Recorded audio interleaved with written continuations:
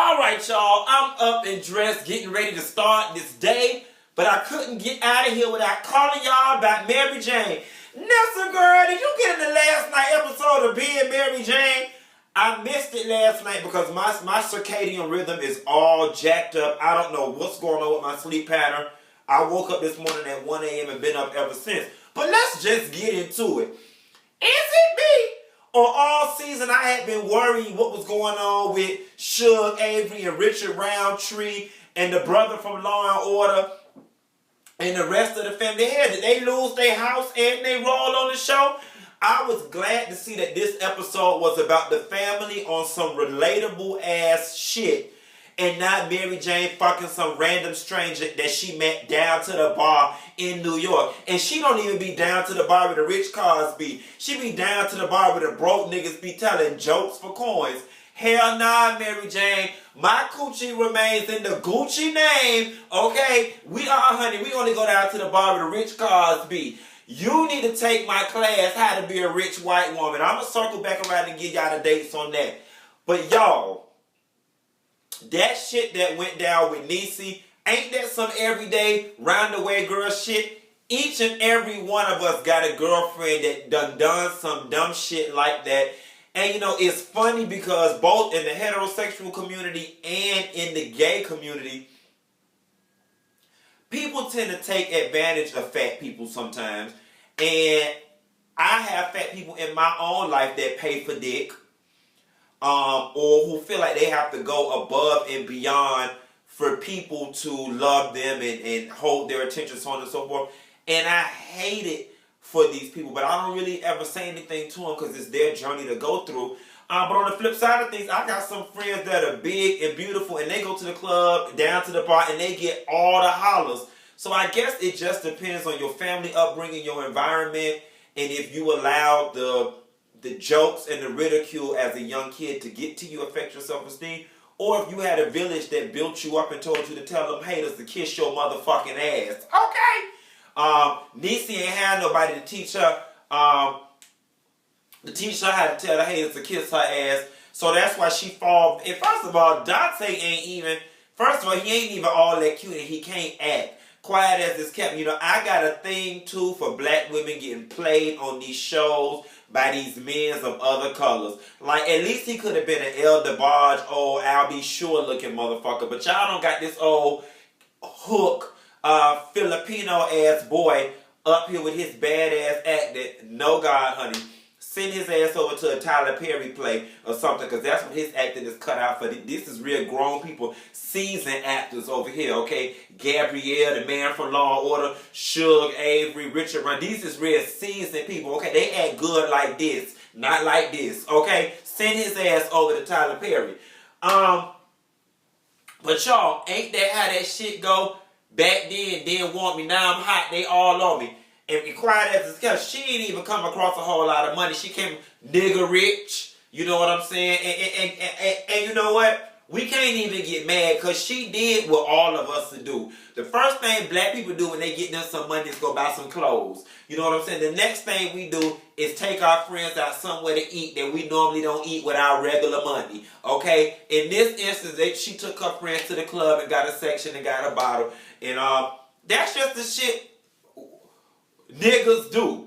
Now mind you, I ain't never bought no bottle alone. I don't put in on one. I don't put the 75 or 100 on one. I ain't never buy one on my own. I just think this shit is pointless. And up in Atlanta, they be on this bullshit. We went to the after hour spot the other night. Chic. We got there at 3 o'clock. Them motherfuckers told us we in order to get in, because they was crowded, the fire marshal had came and got them together by being to capacity. They told us, bitch, to get in, we had to get 3 bottles. It was $9.50. Bitch, who the fuck finna spend $1,000 on liquor at 3 o'clock in the morning? Bitch, we already drunk. That's why the fuck we here. Okay? You know what I'm saying? The only time I ever desire to be in VIP when I go out to the club or down to a fancy bar, it don't even be to be fancy or to be seen. bitch, it's either to sit down or have elbow room because it's too crowded. Without that, I can deal without all the pomp and circumstance. And quiet as it's kept, I don't like when they come over to your table with them sparklers up anyway, dragging all this attention to my area. Honey, I like to be incognito with my hat down like this.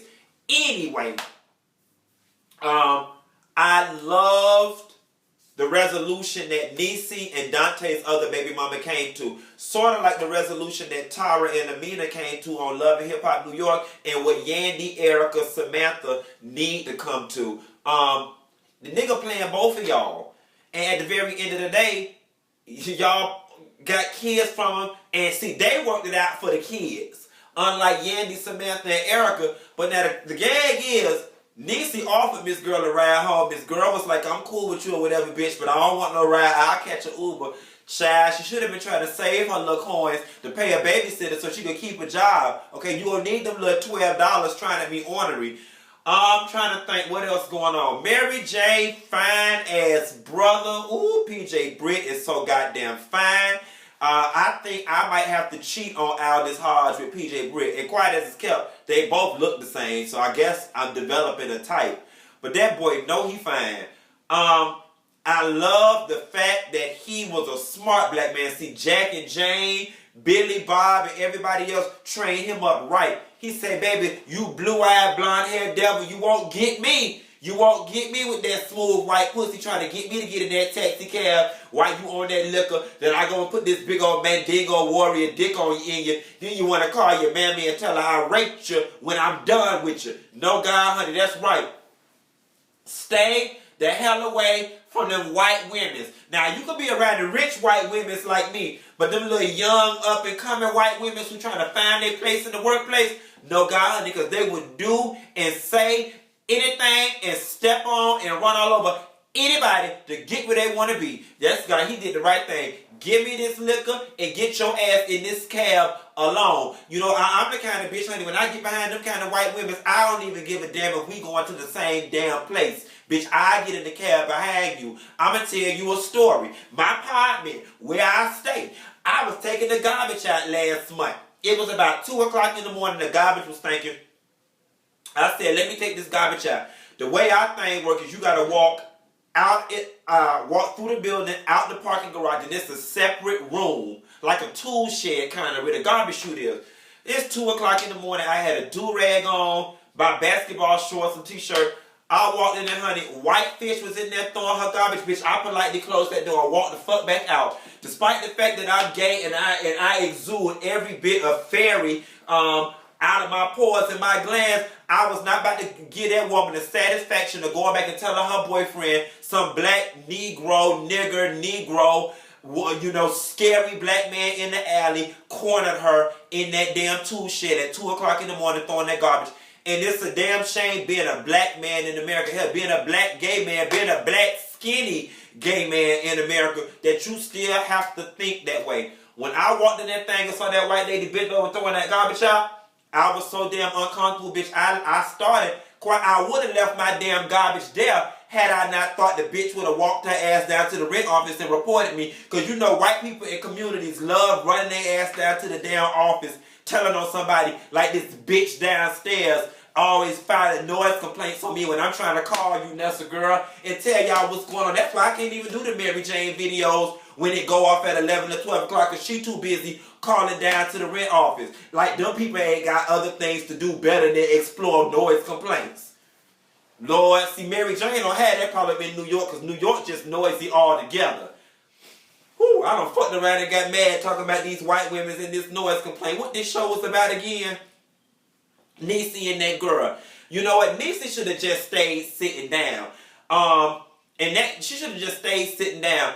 And I'm going to tell you something. I'm not somebody that advocates fighting and violence either. But that right there is the circumstance by which I would end up getting into a fight. Because you're not finna get in my face and you're not finna put your hands on me. You know what I'm saying? But these days and time when you got something to lose, you got to be careful. First of all, when you get in a fight with a bitch, you better make sure you can whoop her ass hands down. Because these people pulling out these camera phones so quick, girl, it's already bad enough you fighting in public in front of capacity. But it's double bad if you fighting and get beat up and it's all down to the world star hip hop and on Facebook with 10 million views. That is not the business, nor is it for the glory of the kingdom. God ain't pleased. Okay? If you trying to go get a job down to the professional place, trying to be a rich white woman, and they said, nah, baby, you's a trailer park white woman when you got beat up down to the bar 2 years ago. Honey.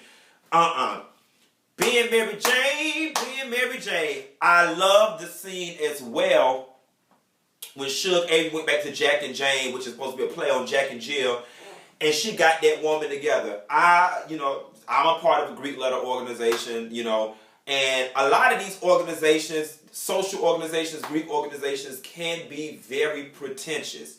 And honestly and truthfully, it breeds a community where people feel like they cannot share what's going on in their real life. Here it is, their kids be on drugs, husband be whooping their ass, be an unhappy marriage, about to lose their house, but so busy trying to keep up airs and appearances out of fear of being judged by your community, a community by which should be uplifting you and supporting you by any circumstance. I love when she went in there and got them hoes together, and it gave the other ladies the balls to say, you know what, well, here's my tea. You know what I'm saying? That would have been real messy if Brenda in the back would have came up and been like, well, girl, I've been fucking your husband and you know it. That would have been the real tea. But I forgot this being Mary Jane. Mary Brock, I killed him, ain't messy. But had Mona Scott Young had something to do with this bitch, honey. They done got the fighting down to that Jack and Jill cotillion breakfast and ousted that lady out the presidency. I'm trying to think what else going on. I'm talking fast because I got shit to do. And I just want to get this on out the way. I'm trying to think. And my dog said that they got to pee. What else happened? Daddy, Niecy had to give back the money. She got Dante together. We didn't see nothing about Mary Jane and Rhonda. I think I covered it all, y'all. But, y'all sound off in the comments. We are so proud of Niecy. Proud of Niecy. The only thing we need to see Niecy do on the next episode is join a gym or sign up for CrossFit. Anyway, that's a girl. I'm finna get on up out of here and get this day started. I'll talk to you later, girl. Bye.